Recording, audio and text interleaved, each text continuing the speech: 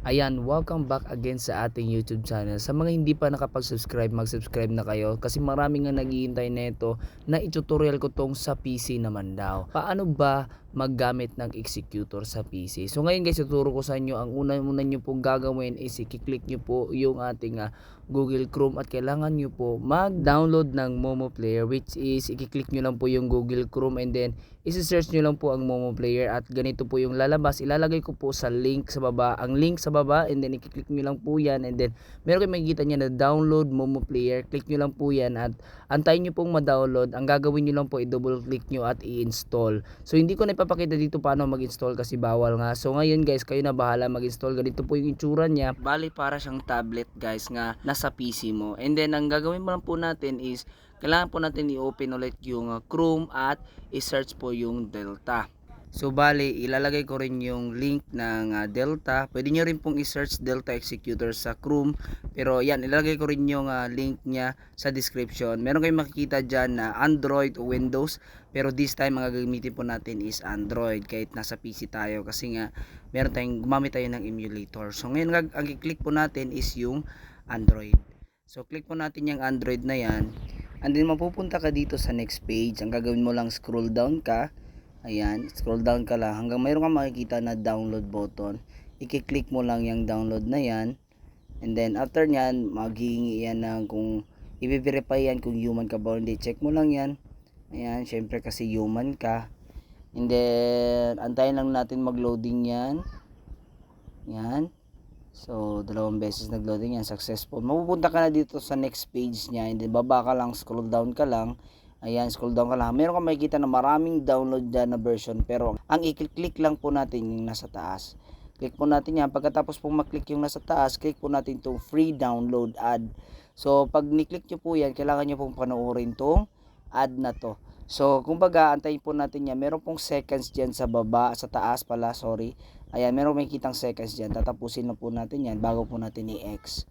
Okay, so ayan, tapusin na po natin yung ad na yan. So antay-antay lang tayo ng konti, malapit na naman din.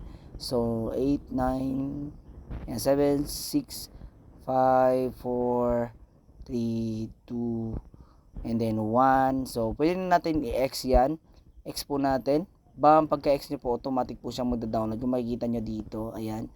Ayan. Makikita nyo rin po yan pag ni-click nyo po kung gano'n na siya kabilis. And then, sa mga gusto pong palakihin yan, pwede nyo pong mag-control J po kayo para lumaki po siya katulad ng ganito. Ayan, control J. Ayan, so antayin po natin yan. So kumbaga ipa-fast forward ko na lang para mas mabilis din. Ang bilis po ng pagda-download is nakadepende po sa internet connection natin. So ngayon guys, pwede nyo na po i-click yung show in folder. So mapupunta kayo doon kung saan ko din-download yung Delta natin. So ang next po natin na gagawin is i-double click lang po natin yan. Automatic naman yan mag-i-install kung saan yung ating Momo Player. So ngayon makikita nyo may red na siya. Ibig sabihin yan, ito yung bago mong in-install. So double click, click lang po natin once yan and then mag-o-open na naman siya. So ngayon ang gagawin po natin, i-close ko muna itong mga ibang nandito abobot. And ang gagawin po natin, antayin po natin mag-loading yan and then allow access to manage all files tayo. So allow access mo lang, tapos click mo yung arrow pa back. May kita nyo po dyan sa gilid, sa kabilang gilid. Ayan, click nyo po yan.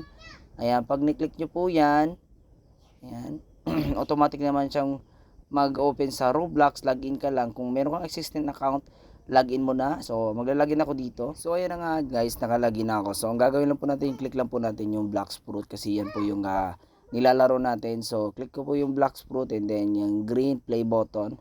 So once lang, click mo lang once and then mag-open na naman yan.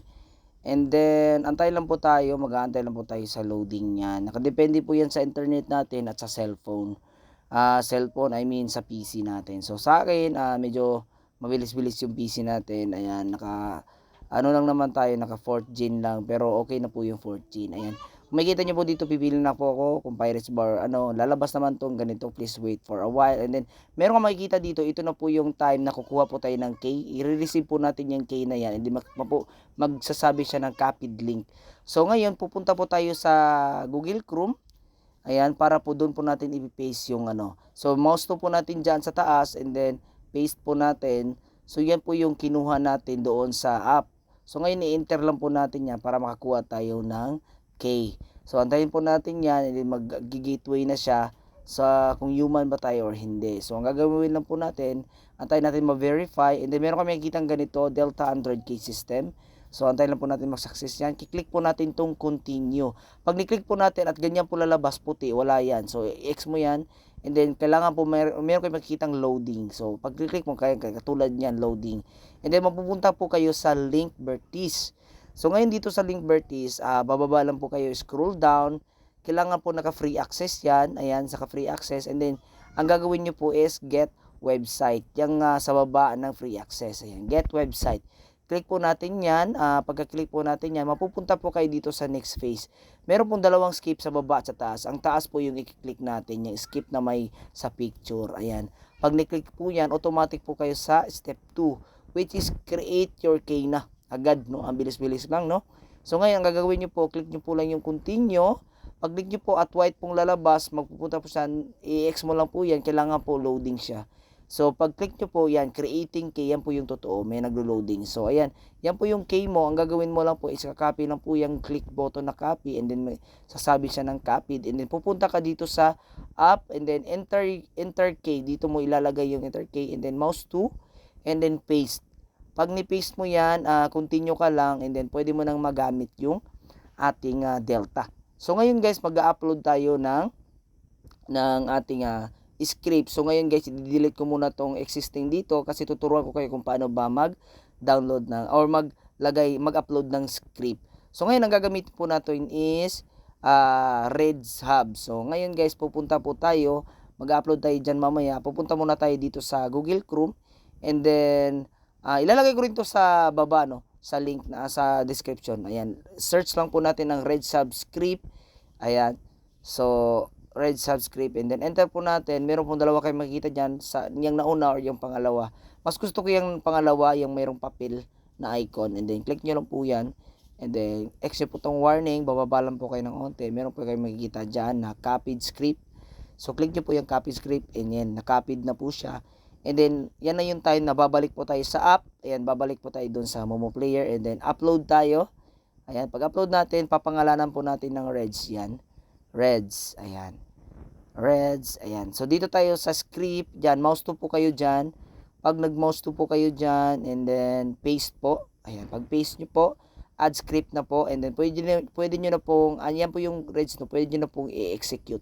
Pag in-execute nyo po yan, once nyo lang po i-click nyan, tas click nyo po itong pa-hide icon, and then kung makikita nyo, automatic po siyang nag-auto-farm kasi na-click ko yung auto-farm. Kung makikita nyo, naka-black sprout pa yung tools nya. Ayan, kung makikita nyo dyan, pwede po nating i-melee yan mamaya. So naka-black sprout, hindi masyadong nag-atake yan. So ngayon, ang gagawin po natin, imimili po natin yan. Ayan, mili po natin, mimili. So, click po natin yan, mimili po natin. Kasi nga, yung makikita nyo dito, minili ko na. So ngayon, aatake na po siya ng paunti. Malit lang po yung damage niya kasi nga yung stats ko naka-fruit na kasi to. Ayan, makikita nyo, naka-fruit na. So, ayan guys, ang gagawin lang po natin is enjoy lang po natin yung ating Delta, no. Sa mga hindi pa nakapag-subscribe, please do subscribe sa ating channel kasi ayan, malapit na po tayong mag 100k subscribers. So sana, no, umabot tayo sa 100k subscriber. Sana lang, no.